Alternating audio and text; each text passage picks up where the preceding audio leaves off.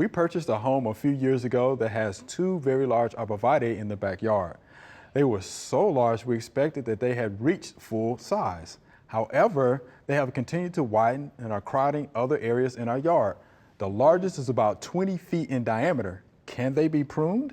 Any tips or advice is welcome. Thank you. And this is Edward from Prattville, Alabama. So, they are large. Yeah, they are large. We appreciate the picture. Yes. Nice swimming pool there. Yes. Mr. Edward.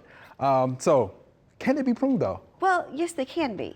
And just when they thought it was mature, you know, nothing stops growing until it's gone, until it's dead. So yeah, even though it's reached its mature size, it can get even bigger if it still likes it there and is doing well.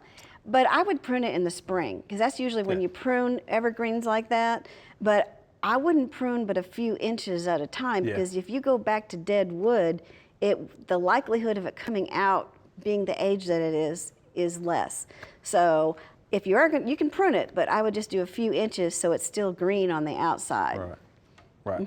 Yeah, I'm with that as well. Something I like to always mention, I would do regular annual prunings, right, to reduce size. Instead of one drastic pruning.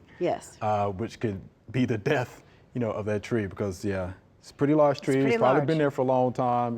Like you said, if you cut it all the way back to where it's not green anymore, then it's going to be less likely to come back out. Right. So regular annual pruning to reduce the size. A few inches. Right. At a time.